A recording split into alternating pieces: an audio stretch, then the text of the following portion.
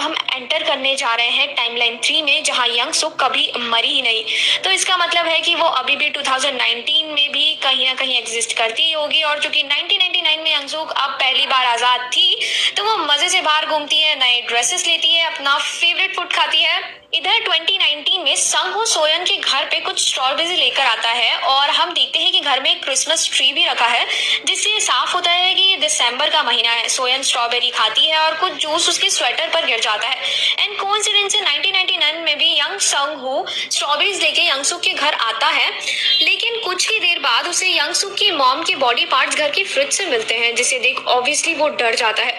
वो जल्दबाजी में पुलिस को कॉल करता है, लेकिन कॉल सोयन को लग जाता है। तो इसका ये मतलब है कि 1999 के यंग सुक के घर के फोन से किसी को भी डायल करो तो कॉल 2019 में सोयन को ही लगता था। सोयन फोन पर अपने दोस्त की आवाज पहचान जाती है, लेकिन तभी डर के मारे यंग सुक संग हो को मार डालती है। अगेन गाइस, संग हो के मरते ही 2019 में रियलिटी फिर से बदल जाती है।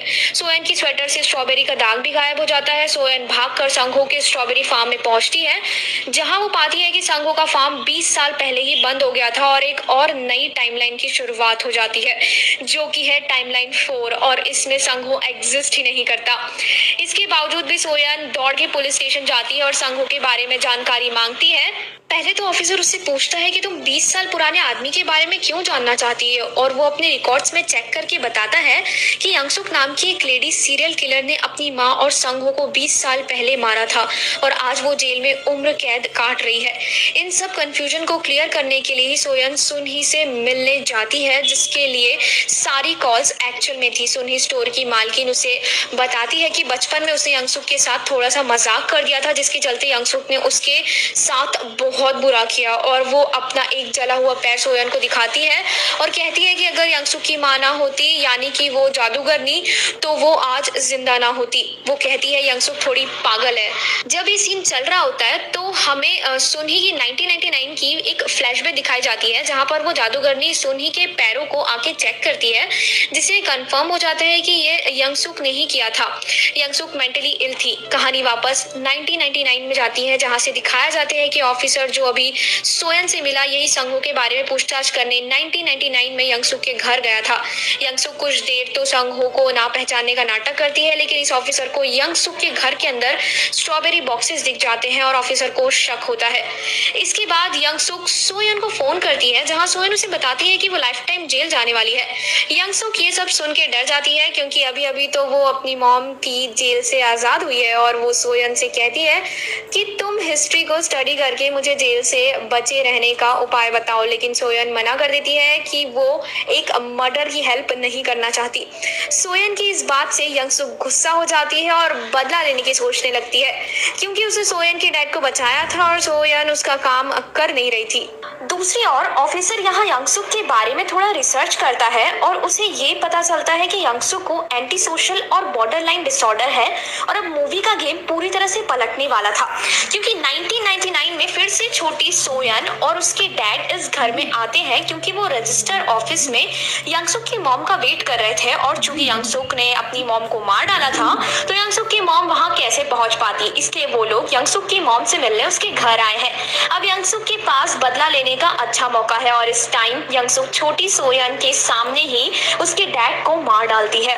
उधर फ्यूचर के 2019 में सोयन अपने डैड के साथ कार ड्राइव करना सीख रही होती है कि तभी टाइमलाइन 5 शुरू हो जाती है, जहां उसके डैड फिर से गायब हो जाते हैं। सोयन दौड़ के उसी घर में आती है और देखती है कि ये घर कभी उनका था ही नहीं, क्योंकि यंगसुक की मॉम के साथ जो डील होनी थी वो कभी हुई ही नहीं, और ये घर आज एक वीराना पड़ा था। और अजीब बात ये थी कि वो लैंडलाइन फोन अभी भी चालू था, और घर के फर्श पे पिकअप द फोन सोयन लिखा था। सोयन फोन पिकअप करती है और पूछती है कि तुमने मेरे डैड के साथ क्या किया। यंगसुक उसे कहती है कि मैंने जो एहसान किया था तुम पे, उसे वापस ले लिया है, और तुम खुद यानी छोटी 8 साल की सोयन भी मेरे सामने है। तो क्या कहना है तुम्हारा अब? तुम मेरी मदद करोगी या नहीं? मैं तुम्हें 1 घंटे का टाइम देती, अगर उसमें भी तुमने मुझे पुलिस से बचाने के आंसर्स नहीं दिए तो मैं तुम्हें मार डालूंगी, जिससे तुम कभी फ्यूचर में एग्जिस्ट ही नहीं करोगी। और उसने छोटी सोयन को अपने पास चेयर से बांध कर रखा हुआ है। सोयन कुछ देर तक इंटरनेट पर चीजें सर्च करती है और उसे एक जगह का एड्रेस देते हैं। वो कहती है कि ठीक है, सुबह 5 बजे यहाँ पहुंच जाना। और यंगसुक सोयन की बात पर विश्वास करके उस एड्रेस पर पहुंच जाती है। उस जगह पर एक बड़ा गैस धमाका होने वाला था और सोयन ने यंगसुक को वहां जाने के लिए भी इसलिए कहा ताकि यंगसुक उस गैस धमाके में मर जाए और सारा किस्सा उसकी मौत के साथ तभी खत्म हो जाए। बट समहाउ ये प्लान वर्क नहीं करता और सोयन को कर्स कॉल आता है जिससे उसे पता चलता है कि यंगसुक अभी भी जिंदा है और वो खाली इंजर्ड हुई है, मरी नहीं है। सोयन को ये भी पता था कि वो मर्डर वेपन पुलिस को कैसे मिला। वो नाइफ एक जंग कलेक्ट करने वाले से पुलिस को मिला था जिसपे लगी फिंगरप्रिंट्स की मदद से उन्होंने उसे पकड़ा था। यंगसुक गैस वाली जगह से घर आती है और आके छोटी सोयन को टॉर्चर करती है और उसे अडल्ट सोयन को सुनाती है। वो उस पे गरम खौलता हुआ पानी डाल देती है जिससे 2019 वाली सोयन तड़पने लगती है और उसके स्टमक और लेग्स पर बर्न के निशान आ जाते हैं। तभी यंगसुक को सोयन के पापा का पेजर दिखता है जिसपे सोयन की मॉम का मैसेज आता है कि वो रजिस्ट्रार ऑफिस में उनका वेट कर रही है। अब यंगसुक सोयन को फिर से ब्लैकमेल करती है कि उसकी मॉम उसके घर आ रही है और अगर इस बार भी उसने उसको बचाने का सही एड्रेस नहीं बताया तो वो उसे मार डालेगी। सोयन अब 2019 में भागकर फिर से पुलिस स्टेशन जाती है और चोरी से उस ऑफिसर की डायरी ढूंढती है और उसे पढ़ती है, जिसके बाद वो यंगसुक को नाइफ कैसे मिला पुलिस को बताती है तो यंगसुक अपनी नाइफ को जला देती है।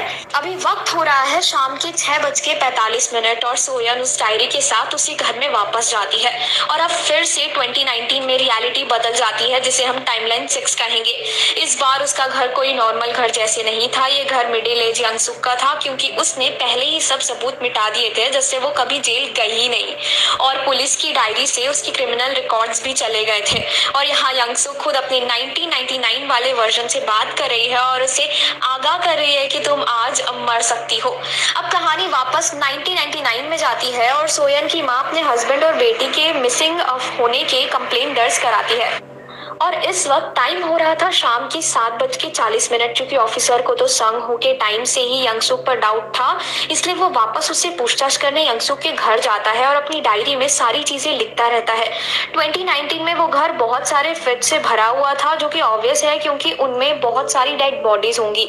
1999 में यंगसुक ऑफिसर और सोयन की माँ से झूठ कह देती है कि वो लोग घर पे आए थे और चले गए। सोयन की माँ को वहाँ छोटी सोयन के रिबन बैंड मिलता है और ऑफिसर यंगसुक के घर को चेक करने लगता है। जब तक वो चेक कर रहा होता है तब यंगसुक आराम से अपने सोफे पे लेट के टीवी देख रही होती है जहां टाइम हो रहा होता है न्यू ईयर 2000 के 12 बजने का। इधर 2019 में सोयन उस फोन को इस नए घर में ढूंढने लगती है और उसे वो फोन बेसमेंट में मिल जाता है। 1999 में ऑफिसर सोयन की माँ अपने हस्बैंड और बेटी को घर में हर जगह ढूंढ चुकी होती है लेकिन उन्हें दोनों कहीं नहीं मिलते। वो यंगसुक के घर के फोन को उठाकर अपने हस्बैंड को कॉल भी करने की कोशिश करती है लेकिन फोन हमेशा की तरह 2019 वाली सोयन को ही लग जाता है। सोयन उसे कहती है कि मॉम आप फौरन वहां से निकल जाइए नहीं तो यंगसुक आप दोनों को मार डालेगी, लेकिन सोयन की माँ को ये रॉन्ग नंबर लगता है और जब वो फोन रखती है तो देखती है कि यंगसुक ने ऑफिसर पे हमला करके उसे मार डाला है। सोयन की माँ फोन के साथ डर कर भागती है और एक रूम में खुद को बंद कर लेती है। 2019 में अब बड़ी यंगसुक उस बेसमेंट में आती है और सोयन भी पीछे से हमला कर देती है और सोयन के गले पे कट का निशान भी हो जाता है। यंगसुक उसे कहती है कि हम दोनों में ज्यादा फर्क नहीं है, तुम भी झूठ बोलती हो और मैं भी। वो उसे एक राज की बात बताती है कि उसके डैड की मौत उसकी मॉम की वजह से नहीं खुद उसकी वजह से हुई थी क्योंकि उसी ने उस गैस स्टफ को ऑन किया था लेकिन पुलिस के सामने उसने इल्जाम अपनी मॉम पे लगा दिया था। इन दोनों के बीच यहाँ थोड़ी फाइट होती है और सोयन भागकर अपने आप को एक रूम में लॉक कर लेती है बिल्कुल अपनी मॉम की तरह। उधर सोयन की माँ सोयन से हेल्प मांगती है तो सोयन उसे कहती है कि आप रूम में पड़ी किसी भी चीज से यंगसुक को मार दो। अब 1999 में यंगसुक जो कि उसकी माँ को रूम से बाहर लाना चाहती है वो छोटी सोयन के रूम के बाहर रख देती है जिसकी आवाज सुन के सोयन की माँ बाहर आ जाती है और फोन को उसी रूम में छोड़ देती है। और जहाँ सोयन की माँ और यंगसुक के बीच अच्छी फाइट होती है जिससे उन दोनों को कई जगह चोटें लग जाती है और एंड में सोयन की माँ यंगसुक को लेकर रेलिंग से कूद जाती है और दोनों ही गिर के बेहोश हो जाते हैं। रेलिंग से नीचे गिरते ही 2019 की रियलिटी एक बार फिर से बदल जाती है और टाइमलाइन 7th की शुरुआत हो जाती है, जिसमें वो घर फिर से खंडर बन जाता है। अब 2019 में सोयन उस घर से भागकर हॉस्पिटल जाती है और देखती है कि उसकी माँ कहीं नहीं है। पुलिस स्टेशन से भी उसे उस घर के मालिक के बारे में कोई जानकारी नहीं मिलती और इसके बाद वो अपने डैड के ग्रेवयार्ड पर जाती है, जहाँ डेथ का टाइम दिसंबर 11 था। अब यहाँ 2019 में अचानक से सोयन की मॉम उस ग्रेवयार्ड में आती है और सोयन को अपने फोन स्विच ऑफ करने के लिए डांटने लगती है। हमें यहाँ सोयन की माँ के हाथ और नेक पर चोट के निशान दिखते हैं, जिससे जाहिर होता है कि उसने पास्ट में अपनी बेटी को सेव करने के लिए टफ फाइट की थी। वो दोनों ही अब उस ग्रेवयार्ड से जाने लगते हैं और तभी बीच रास्ते में सोयन की माँ रियलिटी से गायब होने लगती है और इसके बाद एंड में हमें ये दिखाया जाता है कि यंगसुक रेलिंग से गिरने के बाद मरी नहीं थी और वो आज 2019 में भी जिंदा थी। फाइनल सीन में हम सोयन को उसी घर के बेसमेंट में चेयर से बंधा देखते हैं, जो कि टाइमलाइन 8 बन जाती है और वो तेज तेज चिल्लाने लगती है एंड दी एंड खत्म। आई नो गाइज, अभी आप भी मेरी तरह ही काफी कंफ्यूज हो गए होंगे कि क्या हो गया, 2 ही मिनट में हालात बदल दिए, जज्बात बदल दिए, ये क्या हो गया। हम इस मूवी के एंडिंग को डिस्कस करेंगे। पहले हम कुछ पॉइंट्स यहाँ एस्टेब्लिश कर लेते हैं जो अब तक हम मूवी से जान चुके हैं। नंबर फर्स्ट, ये सारे कॉल्स पास्ट से फ्यूचर में होते हैं। 2019 से कोई कॉल पीछे नहीं लगाया गया है, सारे इनकमिंग कॉल्स थे। नंबर सेकंड, यंगसुक की माँ जो कि एक जादूगरनी थी, उसने शायद अपने काले जादू से फ्यूचर में होने वाली ये सारी मौतों का सिलसिला पहले ही देख लिया था, इसलिए वो अपनी बेटी को मार देती है। नंबर थर्ड, अगर सोयन अपने डैड को बचाने के लिए रिक्वेस्ट नहीं करती तो यार सारा सिलसिला कभी शुरू ही नहीं होता। नंबर 4, चूंकि फिल्म की एंडिंग में यंगसुक जीत जाती है तो ये फिल्म की हैप्पी एंडिंग तो नहीं हुई। शायद अगले पार्ट में सोयन के कैरेक्टर को ज्यादा पावरफुल बताया जाए और यंगसुक का अंत दिखाया जाए।